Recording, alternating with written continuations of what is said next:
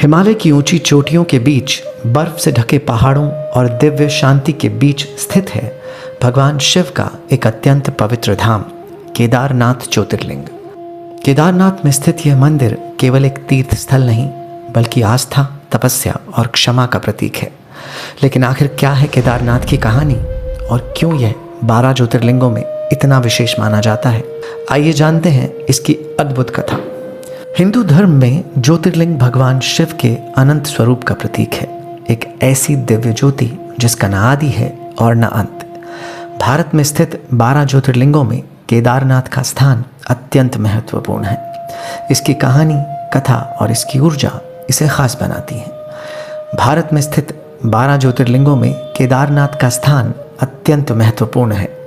इसकी कथा और इसकी ऊर्जा इसे खास बनाती हैं। केदारनाथ की कहानी शुरू होती है महाभारत के युद्ध के बाद। पांडव युद्ध जीत चुके थे, लेकिन उनके मन में शांति नहीं थी। उन्होंने अपने ही गुरु, रिश्तेदारों और अनेक निर्दोष लोगों का वध किया था। इस पाप से मुक्ति पाने के लिए उन्होंने भगवान शिव की शरण लेने का निर्णय किया, लेकिन भगवान शिव उनसे प्रसन्न नहीं थे। पांडवों से बचने के लिए भगवान शिव ने एक बैल यानी नंदी का रूप धारण कर लिया और हिमालय में छिप गए।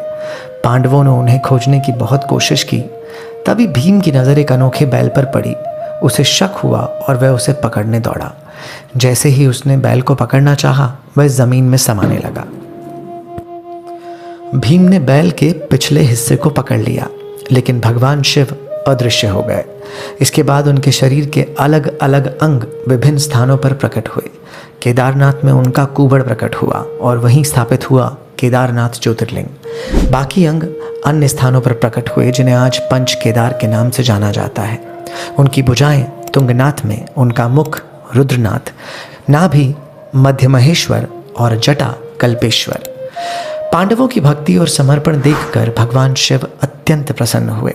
उन्होंने पांडवों को उनके पापों से मुक्ति दी और उन्हें मोक्ष का आशीर्वाद दिया। इसके बाद पांडवों ने केदारनाथ मंदिर का निर्माण कराया। केदारनाथ केवल एक मंदिर नहीं, यह एक यात्रा है। आत्मा की शुद्धि की यात्रा, भक्ति और विश्वास की यात्रा। हर साल हजारों श्रद्धालु कठिन रास्तों से गुजरकर यहाँ पहुँचते हैं। ऐसा माना जाता है कि केदारनाथ के दर्शन से सारे पाप धुल जाते हैं और मोक्ष की प्राप्ति होती है। साल 2013 में केदारनाथ में भयंकर बाढ़ आई। चारों ओर तबाही मच गई, लेकिन चमत्कारिक रूप से केदारनाथ मंदिर सुरक्षित रहा। लोग मानते हैं कि यह भगवान शिव की कृपा का ही परिणाम था।